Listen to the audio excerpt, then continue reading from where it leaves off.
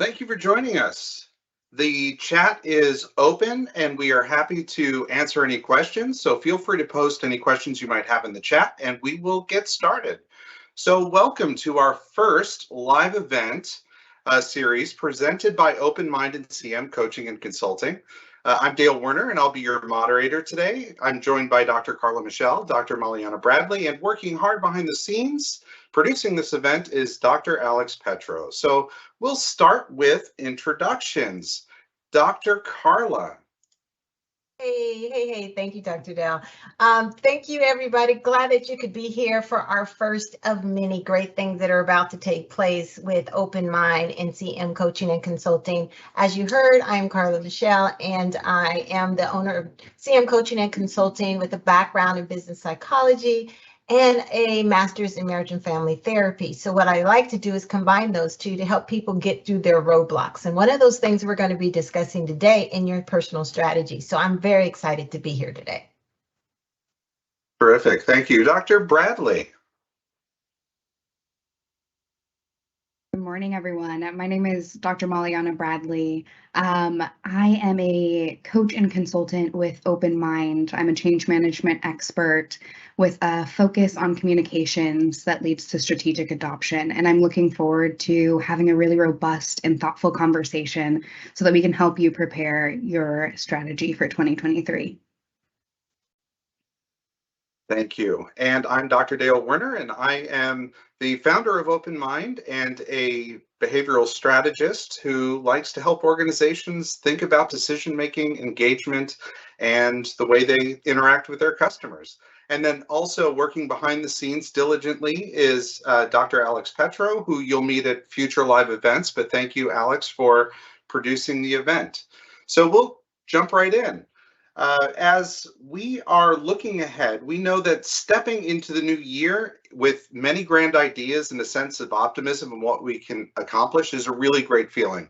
But I also know that many people start to become discouraged in February when momentum and motivation start to fade, and that overwhelming sense of the status quo starts to set in. And that's where having a plan, focused, personalized, and based on behavioral science can shift the tide. It's great to be optimistic, but it's better to have an achievable plan. So, Dr. Carla, let's start with you. You created this framework for a personal strategy based on positive psychology and your strong philosophy. Can you bring us along on how the strong approach and your particular brand of optimistic accountability got us here today? You know, it's something called strong, and it's a formula of to help the client, because you get in a place where you want to know not only are you strong as the word means, but strong for me meant strategic, talented, resilient, optimistic, necessary, and global. And what does that all have to do with a strategy? Well, you need a strategy to understand what your next step needs to be and change to come into your life. How do you utilize your talent when it comes to your strategy? Where does resilience come in the sense of your strategy and combining with your talent? You got to have some optimism in there, because as a person or business owner, wherever you are, without optimism, it is hard to, did I skip? Resilience. Resilience, I did skip. Resilience is necessary because you have to have what it takes to get up and keep getting up and going forward and taking that next step. And then optimism is what helps that positive mindset, that mindset that you need to remain strategic, to understand how many times you can tap into your talents, that you'll never exhaust your talents, and that resilience. And then the N is necessary, not needed, because needed is a moment, but necessary is ongoing. And to realize what you have, your personal framework, your personal strategy is necessary, not only for you, for those that you will come in contact with. And speaking of coming in contact, that leads us to go global. And it's not just the world. If you're scared of the world, it's your world. And if you have strategy, talent, resilience, optimism, and you realize that you are necessary and what's in you needs to be out there and on the stage of life, why not go global? That's why we have it. Wonderful. Thank you. Everything starts with, we've talked in our just personal conversations about how people get off to an exciting start at the beginning of the new year, and most people have a laundry list of New Year's resolutions and how challenging New Year's resolutions can be. But really, I think one thing that has come out of a lot of our conversations and conversations with coaches and clients is that really you don't have to focus on the laundry list. There's really just one thing to focus on. If you can really address one key moment in your life or one key objective or habit in your life, it can help you pivot and send you in a new direction. Can you share the idea of strategic inflection and what that means in your planning for your personal strategy? Go ahead and find, well, and New Year's resolutions, as me and Dell, go back and forth on, is like, I'm not for them. I think, it's how many times, I mean, here we are in the month of November, and where are we with those resolutions? Some of us have done it, some of us have, more of us have not. So looking more into the goal set, a goal-minded task completed, even the little milestones kind of help us move forward. But it's powerful in having the one thing, and that's the one thing we want to touch on today, is that one thing that you want to focus on that's going to give you what you need to take you to that level, to push you over, to catapult you where you want to go. So with having that strategic inflection, it's what's that one thing that can change your life and bring the change that you're looking for, and for your family, and for your business, and for your career. And that's the thing we want to do, because that's the most impactful thing that can happen in your life, is to know where to focus. And many of us do not know where to focus, and we're going to help you today. Excellent. So Dr. Bradley, on the idea of, or Maliana, on the idea of change, you're a change management expert. Can you talk a little bit about how people approach change and how focusing in the right areas and the right habits can really drive a difference in somebody's life? Absolutely. And I have to echo Carla's thinking around New Year's resolution, that there's not just one time where we can start thinking about what our future behavior change initiative or habit could be. We know from the research that when you articulate and think about your strategic inflection or think about your goal, that your likelihood of achieving them goes up significantly. And so we also know that if you have too many goals, too many strategic inflections, if we're pulled apart in different directions, we lose the ability to have successful adoption for whatever our strategic inflection is. And so having that one behavior change, that one thing that you focus on, can really rocket you into the future. I also think that's where a lot of people get discouraged, is that they focus on too many things. They might be successful on one resolution or one thing that they want to work on, like going to the gym or something like that. But then those other ones start to fall on the wayside, and then you start to kind of feel like a failure, and you almost, don't, you give up on everything because you feel like you're not making momentum in all the things that you wanted to do. So I think the single point of reflection and the single point of change is really such a strong way to get out there and focus on that one thing that's going to have a bigger effect. So Carla, when we think about the overall strategy, can we talk about the framework that you've developed for achieving your strategic inflection?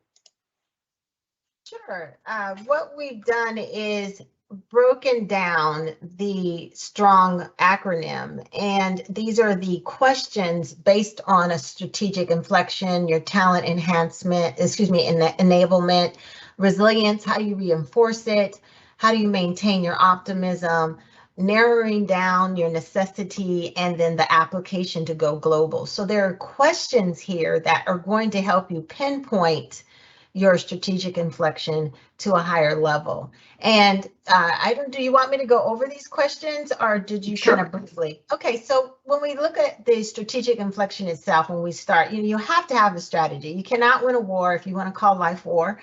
You cannot win a war without a strategy. So this is the thing here, is what is your strategic inflection point to redirect your momentum? What is the outcome, and what change do you want to experience? What do you want to have in your life? And then the talent enablement, what new talent, what even the talent you have, can you enlarge or can you embrace?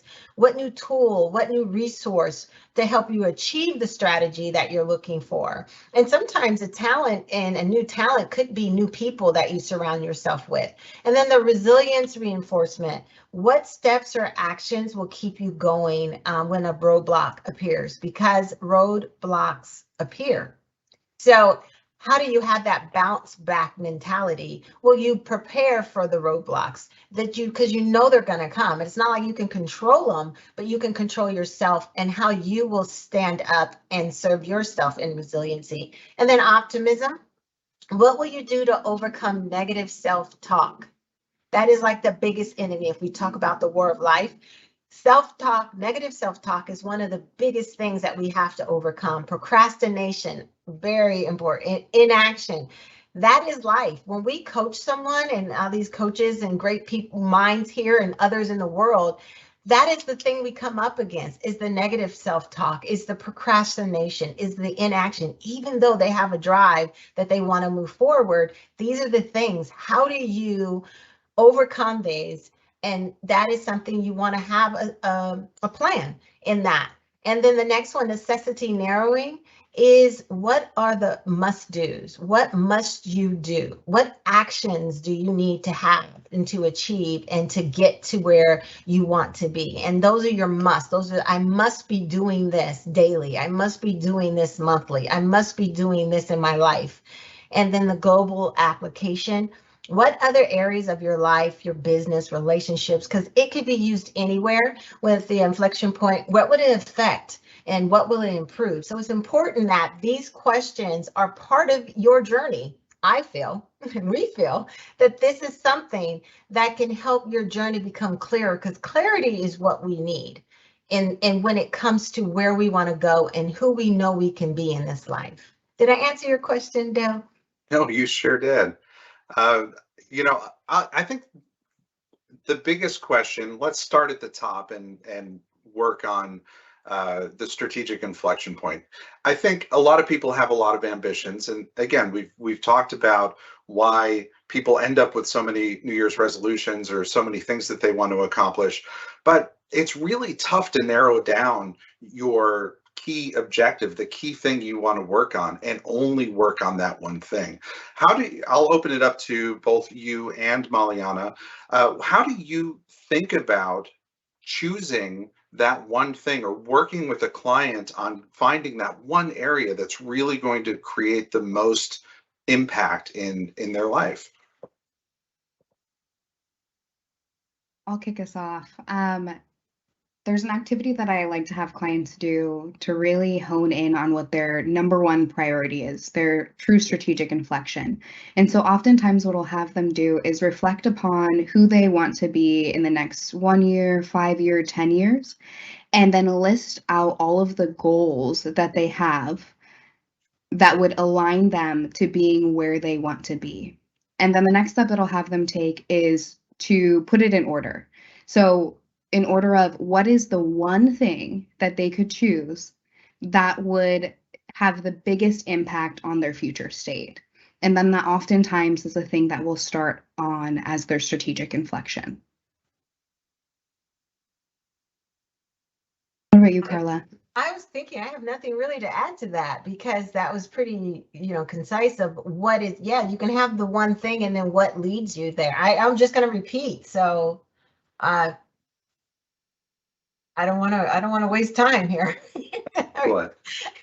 Excellent. Well, the next thing to start to consider is in the framework is what are the tools or resources or learning, the fundamentals that you need to get under your belt so that you feel like you can accomplish something. Sometimes just understanding what you're trying to achieve is the biggest hurdle. So once you figure out that one thing you want to work on, what are the tools? How do you think about, or how do you work with clients to understand where they should start that journey on what do they need to learn, or what do they need to understand about themselves to be able to accomplish that goal?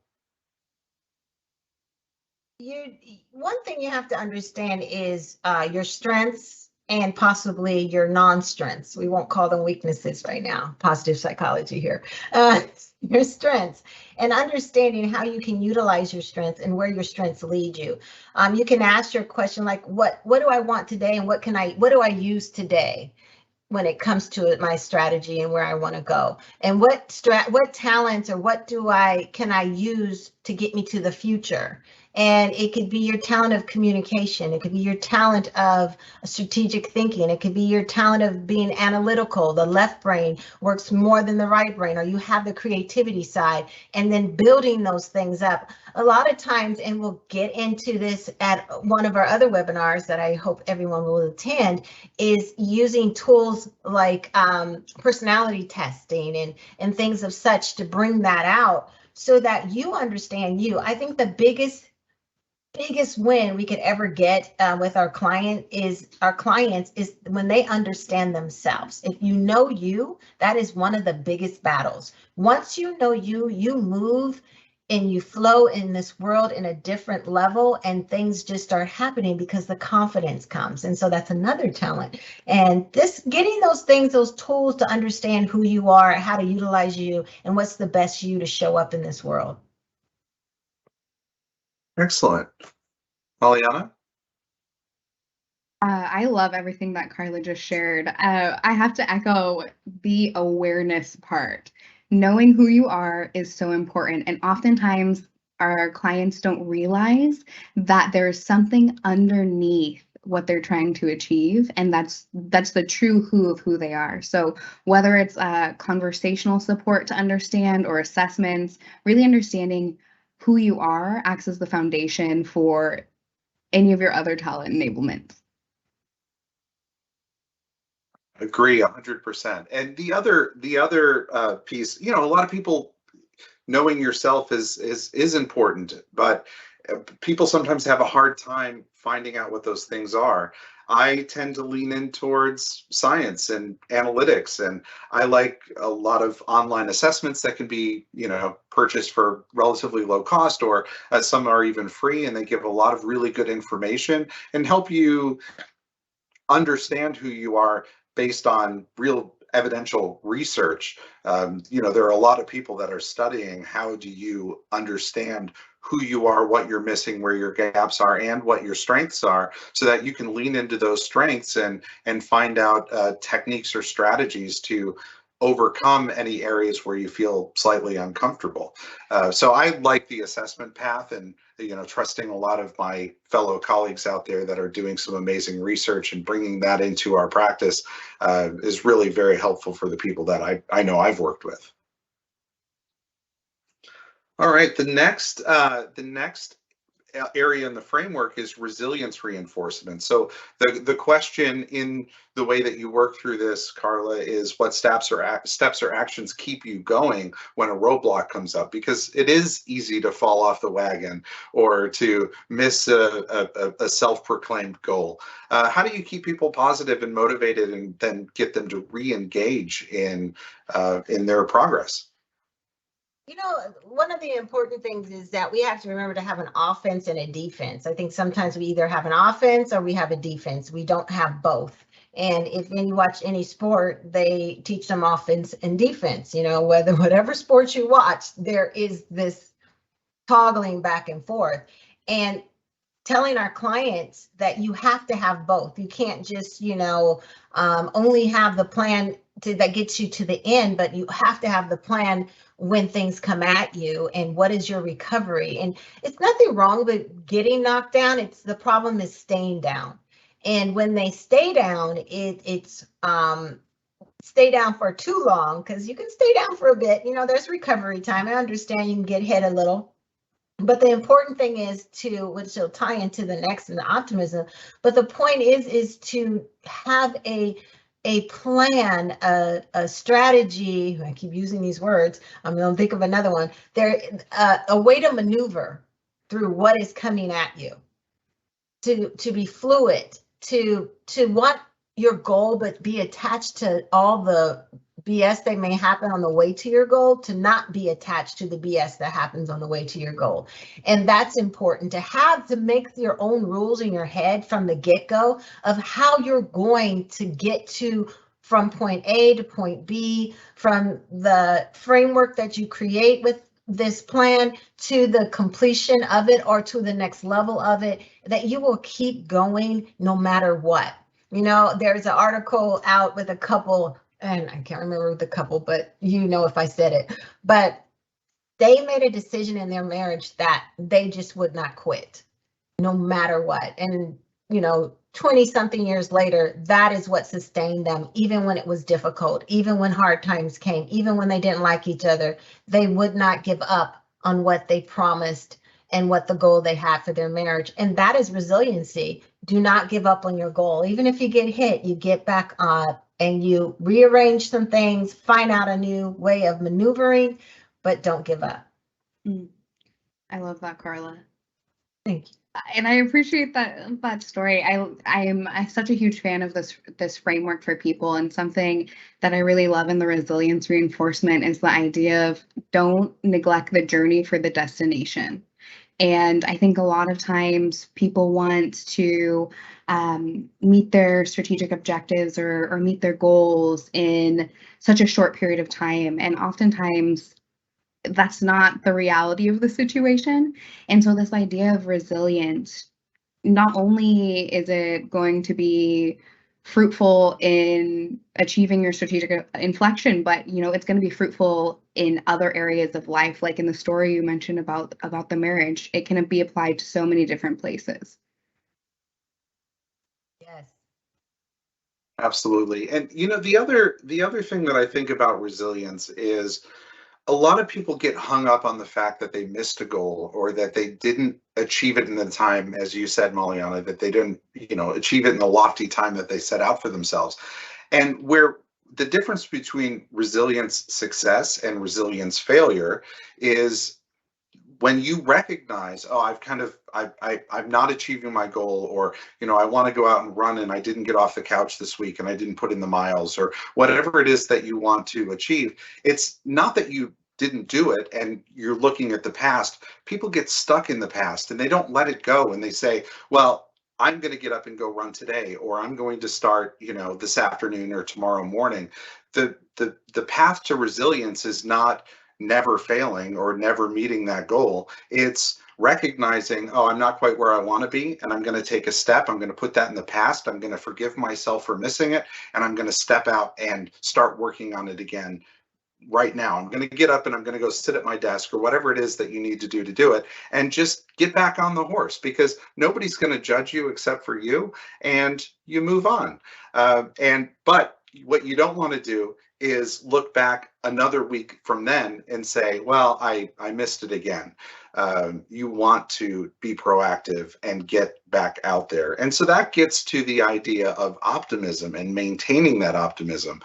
It's easy to get frustrated when you're not meeting your goals. So let's talk about optimism and how people can overcome that self-talk, procrastination, inaction, and keep with it.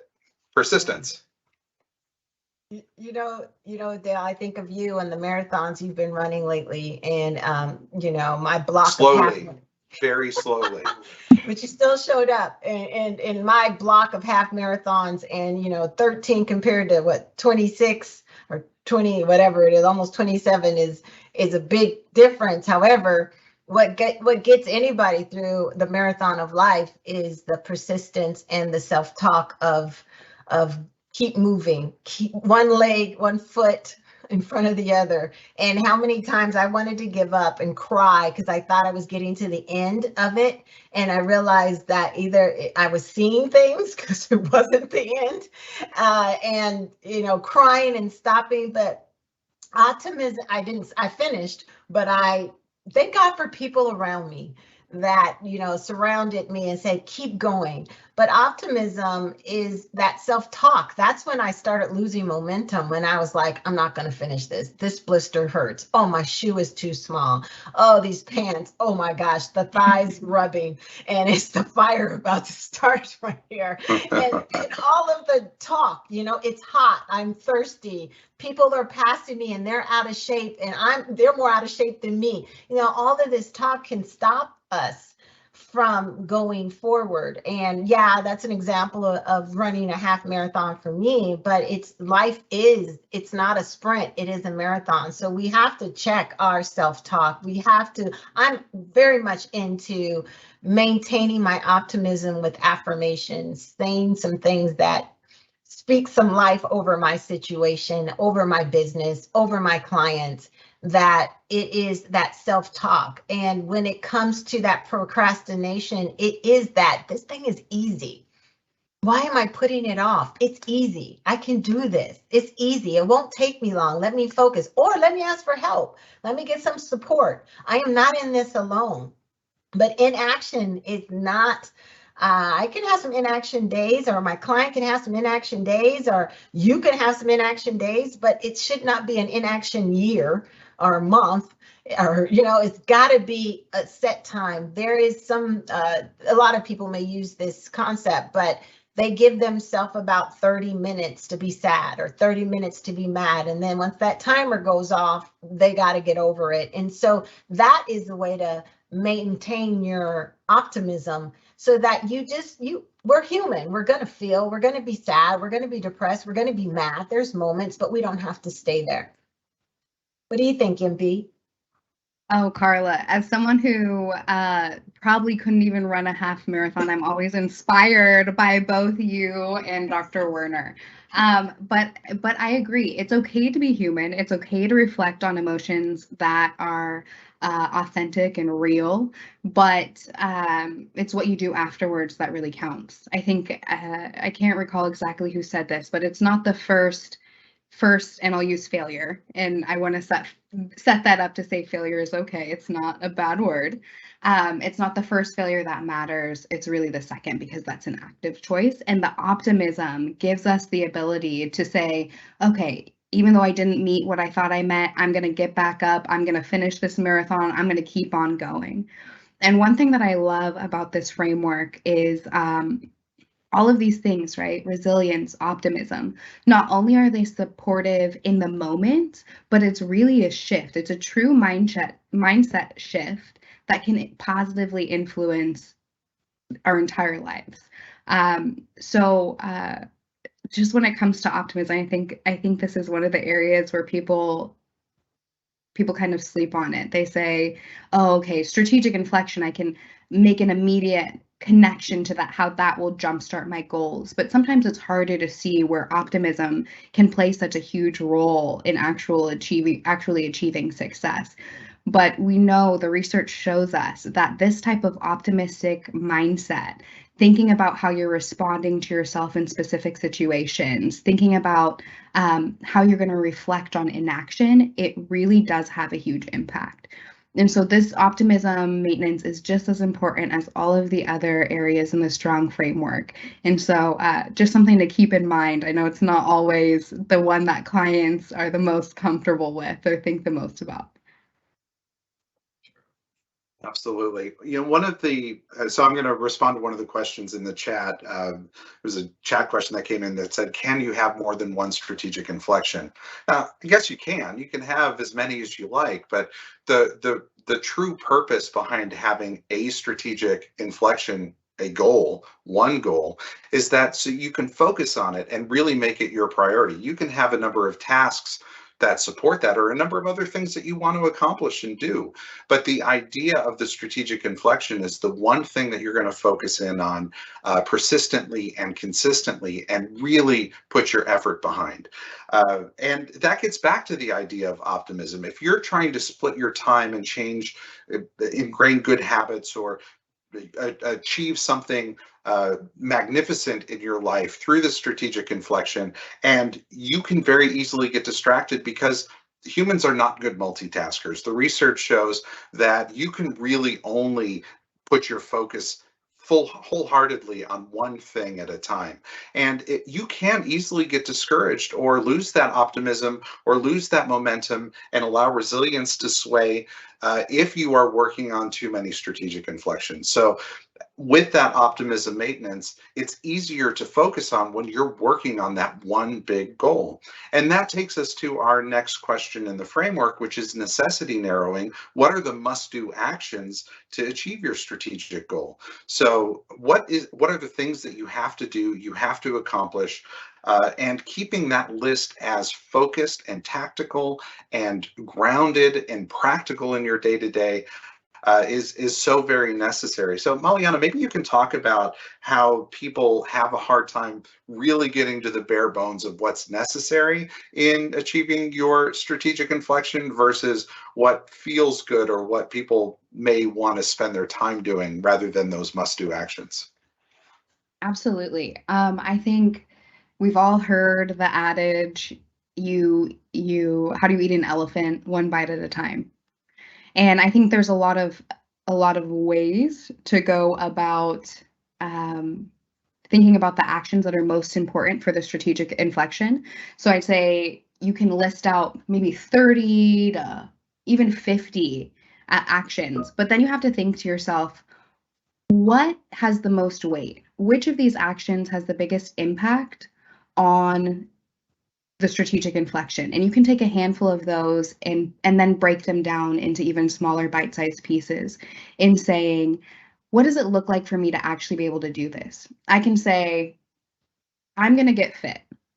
Okay, but what does that mean, right? Am I going to get fit like an Olympic swimmer? Am I going to get fit like Dale and Carla running marathons? And then taking that strategic inflection and then taking the goals, the pathway to get to each of those areas of fitness are very different. And so listing them all and then prioritizing what is going to have the most impact on the goal that we're trying to achieve supports necessity narrowing. I'm going to pull you in, Carla. What are your thoughts about necessity narrowing?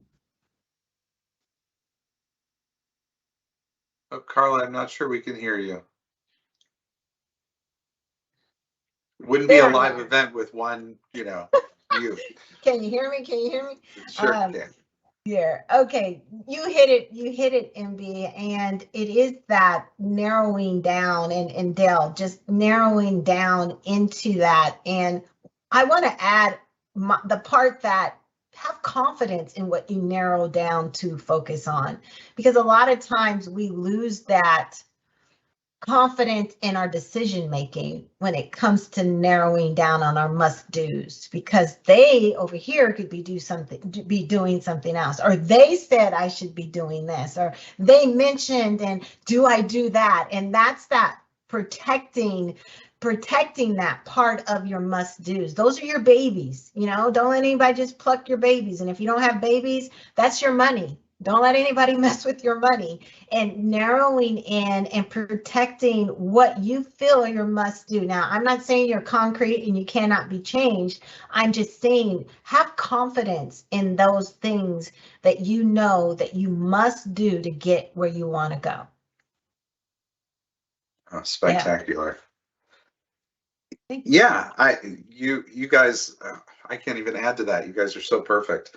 Let's jump to the final element in the framework, which is the global application. Now, when you're saying apply things globally, Carla, in your broader approach, you're talking about being out there and really making it bigger and having a large impact. The thing that's really interesting about that in this framework is the way that you've applied it on how achieving this strategic goal is going to help you in those other areas.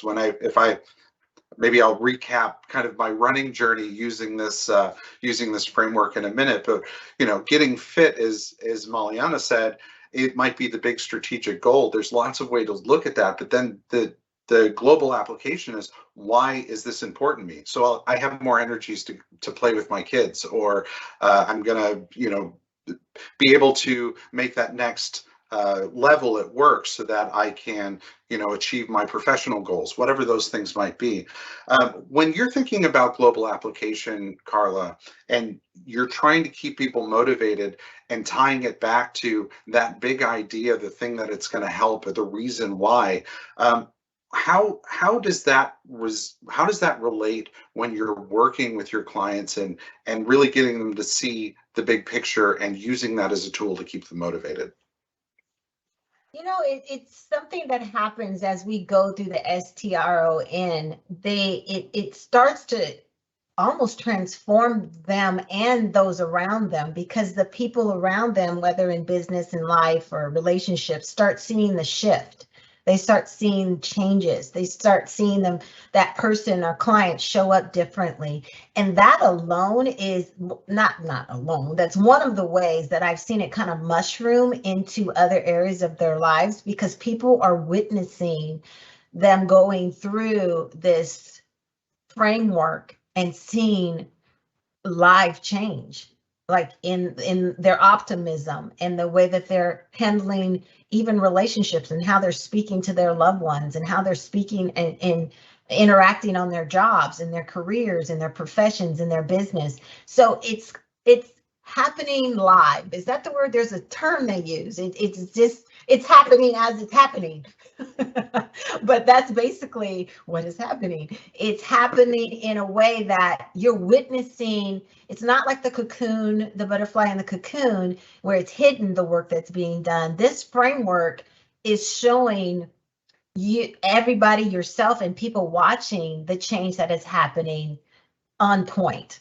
So that's one of the ways that I've noticed with working with clients on that, is that it's evergreen. It's always blooming, something different, something's changing, and that's exciting. And because of that, that's what keeps them going, because someone is recognizing the difference that is happening. And they love, who wouldn't love that someone sees you're changing for the better? So why stop? When someone says, oh, that six pack abs that Dr. Dell has worked on, and now they're there, and he's going to keep going because someone said, washboard. And it's the excitement of understanding that people will understand and see and observe your change.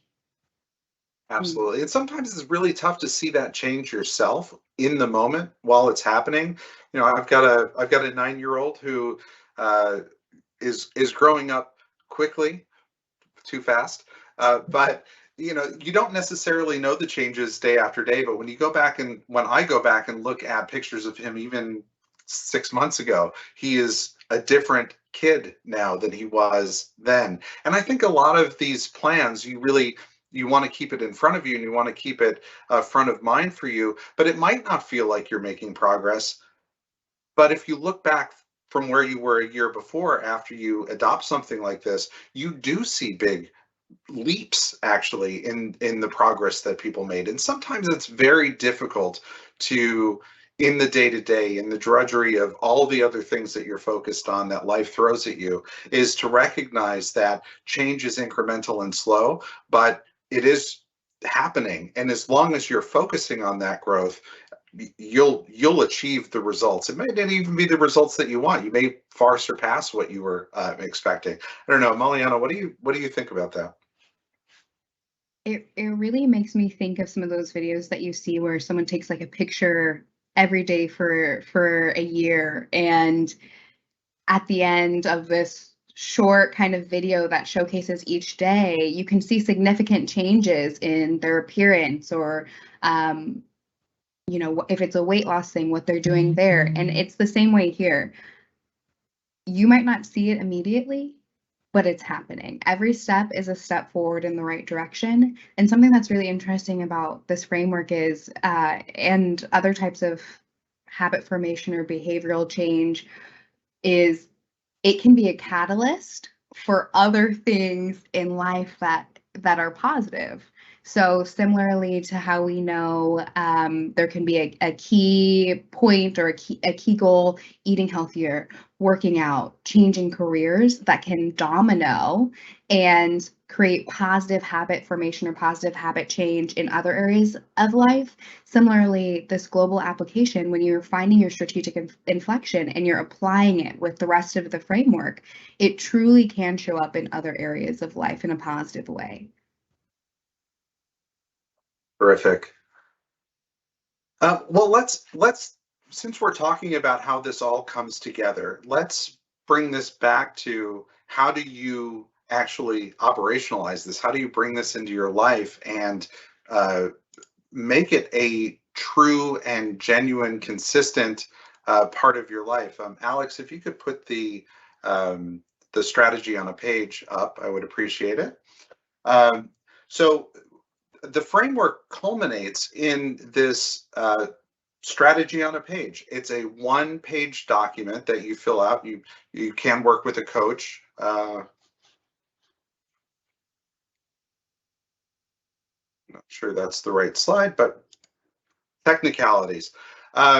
So we've got the strategy on a page where we can bring together all the other learnings, all the tools, and everything so that you can fill out one document, put it on your wall, open it up on your phone, put it as a background on your computer, and have it where it is always present. And you can always remind yourself of what the plan is and what you need to do to accomplish your goal, and to remind yourself of why that goal is important to you and why you're going to continue to work on it.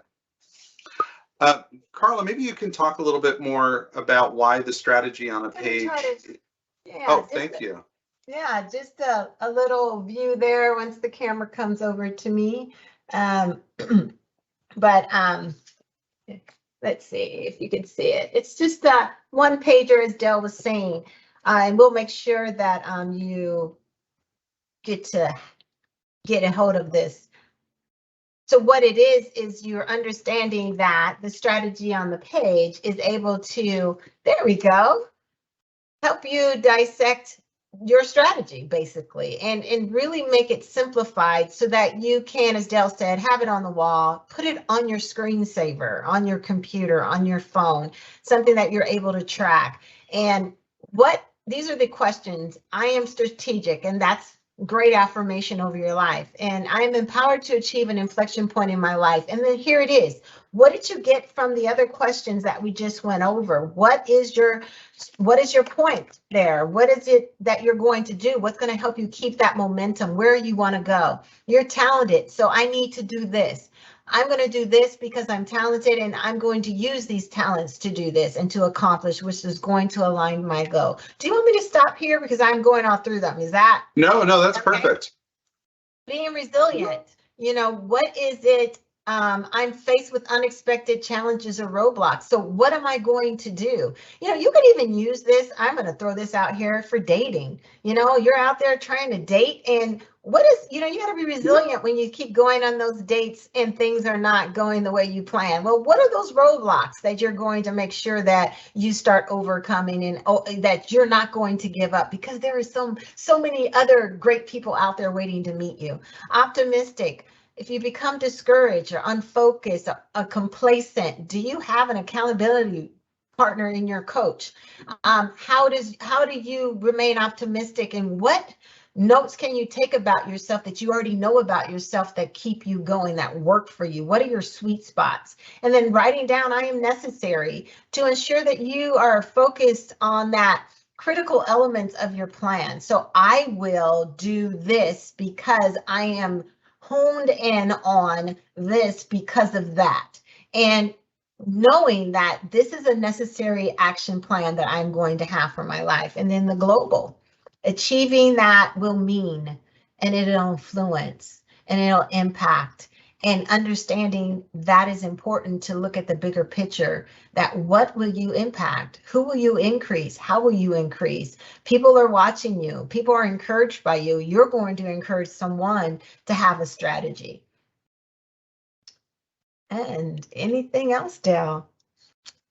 Yeah, when I think about applying this, let's just use it as an example for my running journey. When I if I were to use this for my running, I'm strategic. I want to be able to actually finish a marathon in a non-embarrassing time. In order to be able to do that, I need the right equipment. I need to learn how to eat a little bit better. I need to, I don't know, maybe even develop or use an off-the-shelf training plan, something that's going to help me. Resilience, I fight with that one a lot. I'm going to run 3 days a week, and I am going to, if I miss one of my running days or even weeks, because that does happen from time to time, I'm going to forgive myself, and I'm going to put it in the past, and I'm going to get back out there and do it. I'm optimistic. If I get discouraged, if I become complacent or unfocused, I remind myself why I'm doing this. I look down at that global, which I'll get to in a minute.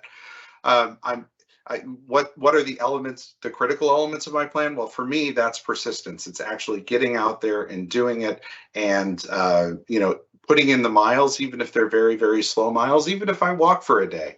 I give myself the right tools and follow a training plan that is designed by an expert.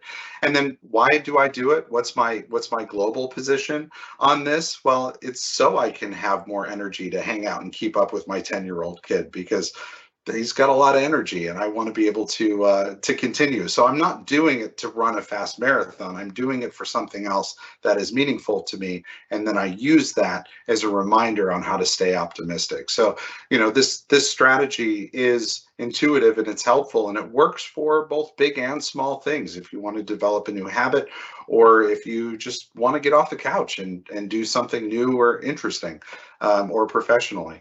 I don't know, Maliano, how do you see this being used with clients, for you, coaching clients? Sure. Well, I think you gave a great example of what it would look like to go through a goal utilizing this worksheet. And there was a question in the chat that I just want to bring our attention to about, can I use this in my business?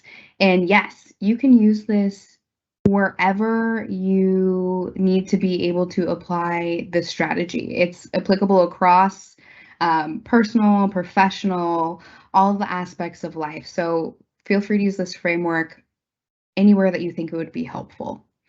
But something I did want to share is Dr. Carla Michelle, she said something important about having this, writing it down, having it visible, and revisiting it often. And I wanted to share a study that was done in Harvard in 1979, where they asked people if they have a clear written goals for the future and if they made plans to accomplish it. And only 3 had written goals and plans, 13 had goals but nothing written down, and 84% had no specific goals at all. And then 10 years later, they asked that same question. And they found that the 13 who had goals but not anything in writing earned twice as much as 84% of those who had no goals at all.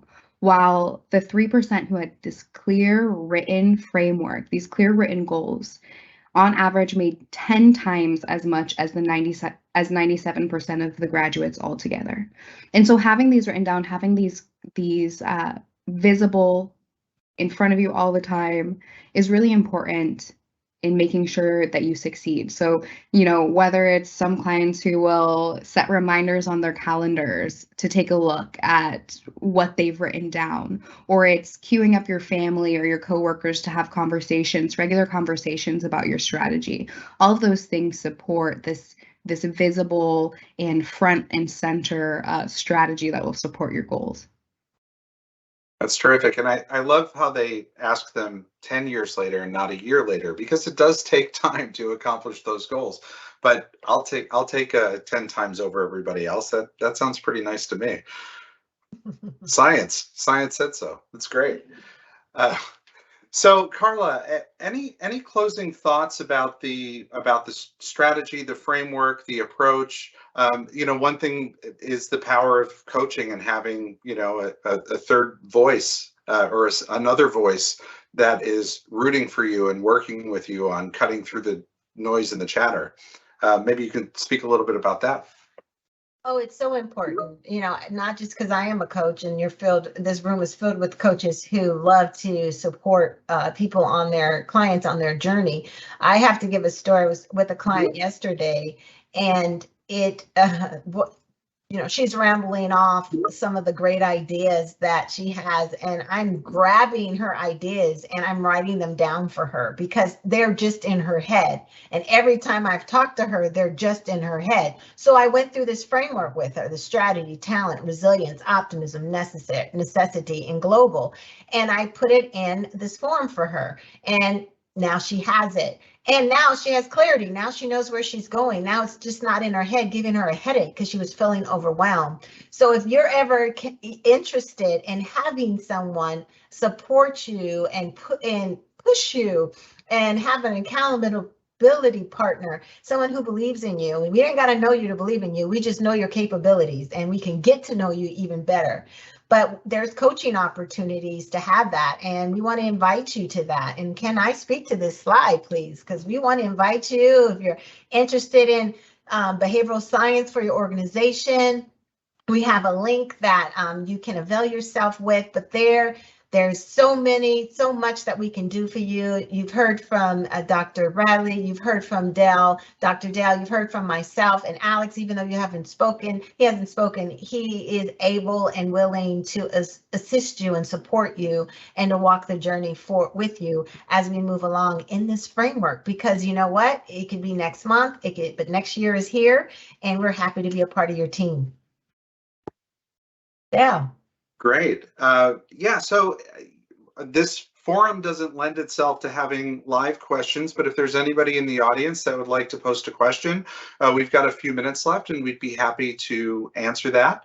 And as Carla so eloquently plugged, we do a lot for other folks, and we'd love to help you and your organizations continue to develop and become strong in their own right. And we also bring organizational behavior and behavioral science to organizations to help you understand the interactions with your customers and your employees, and just overall develop your culture and the way you make decisions in an organization. So feel free to check out our websites and feel free to reach out to us. We've got a form on that site if you have any questions or would like to chat with us. We also have a couple of upcoming events. If you found this interesting, tell your friends. The more the merrier. We have a line for innovation coming up in December. We have Reframe Your Resolutions. It's one of our favorite topics to talk about, how to stay motivated in the next year. And we'll talk about expanding your influence. And I ran out of room, but we also have one coming up about assessments and how to use some of the tools and resources out there, many of them free, to figure out who you are and making yourself more successful by some of the great tools and instruments that are out there. So, Maliana, any closing thoughts for you? Absolutely. So, Dale, I'm going to pose this to you. We have a question in the chat. How can we get a copy of the strategy worksheet page that was shared? Yeah, excellent. If you go to the openmind.com/strong link, and I just pushed that link out as an announcement, so you should have that. You should be able to click on that, so you don't have to try to remember the website. That's available there. You can download it. It's got the PDF version of the framework for you to use, and the questions. Feel free to use it and make it your own. And of course, if you have any questions or want some help filling that out, or want to get some clarity around what should your strategic inflection be, or how can you get there, or what tools might cut through, any of our coaches are happy to connect with you and help you come along to achieve that lofty goal that you have. Yes. And again, yes. All right. Any other thoughts, Carla? I just have to reiterate the importance of, you don't have to do this alone. Yes, it could look easy, and it is, because we've created it that way. We want it to be, at your self-paced. But when you want to dig deeper and you want to see change and you want to go beyond the borders and the limitations that you feel that you can't push through, That's what we're here for. So avail yourself. There's opportunities for 30 minutes with all of us, and follow that link. You'll find out a little bit more about that you can reach out to all of us or any one of us. So I just want to reiterate that we're here for you, but you also get it. So you get something. So it's something that you should start on. Please start on it. Even if you don't reach out, start on it and you will see some change. Thank you, Dale. Thank you, MB. All right. Well, thank you, Carla. Thank you, Maliana. Thank you, Alex, for coordinating everything behind the scenes. And most importantly, thank you to everyone who showed up today to listen to us thoughtfully. We appreciate your engagement, your participation. And of course, if you have any questions, feel free to reach out. You can email us. We'll send out also a link to the website where you can download the materials or learn more information after this, so you'll get that in your inbox. And please feel free to jump over to event.openmind.com and sign up for some future webinars. We've got the next one posted and the others will be up there regularly. So we'd love to continue the conversation. And you can always reach out to us. We'd just love to have a conversation anyway. So thank you so much for everyone who attended, and thank you to the panelists, and thank you to Alex. So until next time, thank you so much. Your participation was appreciated. Bye-bye.